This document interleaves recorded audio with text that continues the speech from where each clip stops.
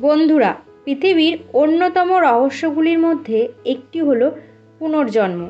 বহু মানুষ এমন আছে যারা তাদের পুনর্জন্ম সম্পর্কে জানার চেষ্টা করে, কিন্তু কোনো সাধারণ মানুষের তার পুনর্জন্ম সম্পর্কে জানা সম্ভব নয়। হিন্দু ধর্মশাস্ত্রে এমন অনেক তথ্য আছে যার মাধ্যমে আপনারা জানতে পারবেন আপনাদের পুনর্জন্ম হয়েছে কি না। এই ভিডিওটির মাধ্যমে আপনারা জানতে পারবেন আপনারা আগের জন্মে কে ছিলেন, কী কর্ম করতেন ইত্যাদি সমস্ত কিছুই জানতে পারবেন। তো বন্ধুরা, ভিডিওটি শুরু করার আগে প্রথমে জানাই রাখি অফিসিয়াল চ্যানেলে অনেক স্বাগত। আশা করি ঈশ্বরের কৃপায় আপনারা সবাই খুব ভালো আছেন এবং সুস্থ আছেন। চ্যানেলে নতুন দর্শক হয়ে থাকলে চ্যানেলটিকে সাবস্ক্রাইব করে পাশে থাকবেন। বন্ধুরা, ভগবান শ্রীকৃষ্ণ বলেছেন, যেভাবে একটা কাপড় ময়লা হয়ে গেলে তা আমরা ছেড়ে ফেলি এবং সেটাকে আর ব্যবহার করি না, ঠিক তেমনি আমাদের শরীরের আত্মারও সময় শেষ হয়ে আসলে সে আমাদের দেহ ত্যাগ করে এবং অন্য এক দেহে পুনরায় প্রবেশ করে জন্মগ্রহণ করে। শরীরের মৃত্যু হয়, কিন্তু আত্মার কোনো মৃত্যু হয় না। সে এক শরীর থেকে আর এক শরীরে প্রবেশ করে এবং তার আবার পুনরায় যাত্রা শুরু করে, যতক্ষণ না সেই আত্মার মুক্তি ঘটে এবং ভগবানের চরণে ঠাঁই পায়। গরুড় পুরাণ অনুসারে আত্মা তার পূর্বজন্মের কর্মের উপর নির্ভর করে 84 লক্ষ যোনির মধ্যে যে কোনো প্রাণী হিসাবে জন্মগ্রহণ করতে পারে। মনে রাখবেন, আপনি যদি এই জন্মে কষ্ট পান তাহলে জানবেন আপনার পূর্বজন্মের কর্মের ফল। কথাতেই আছে, কর্মের দায়ভার কেউ বহন করবে না। আপনি যেমন কর্ম করবেন তেমনই ফল লাভ করবেন।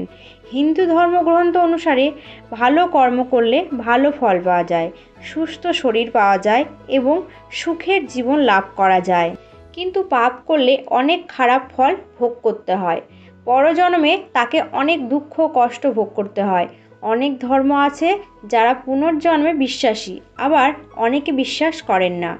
তাই এই ভিডিওর মাধ্যমে এমন কিছু লক্ষণের কথা বলবো যার মাধ্যমে আপনারা জানতে পারবেন আপনাদের পুনর্জন্ম হয়েছে কি না। তাই ভিডিওটি একদমই স্কিপ করবেন না। বন্ধুরা, পুনর্জন্ম হয়েছে কি না তার প্রথম লক্ষণ হলো আপনার স্বপ্ন।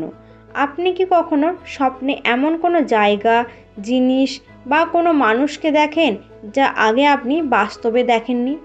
এটি আপনার পুনর্জন্মের লক্ষণ, কারণ এই জিনিসগুলি আপনার আগের জন্মের সাথে সম্পর্কিত, সেই জন্য তারা অবচেতন মনে আপনাদের সামনে আসে। আসুন এইবার জেনে নিই দ্বিতীয় লক্ষণ। আপনাদের শরীরে জন্মের পর থেকেই কোনো চিহ্ন দেখতে পান? যদি দেখতে পান তাহলে সেগুলি আপনাদের পূর্বজন্মের সঙ্গে সম্পর্কিত। গরুড় পুরাণে বলা হয়েছে, এমন মানুষেরা নাকি নরকে গিয়ে নরকের অত্যাচার সহ্য করে এবং সমস্ত পাপের ফল ভোগ করে এবং তারপর তারা মানুষ হিসাবে পৃথিবীতে জন্মগ্রহণ করে এবং সেই সময় তাদের শরীরে এমন চিহ্ন নাকি দেখতে পাওয়া যায়।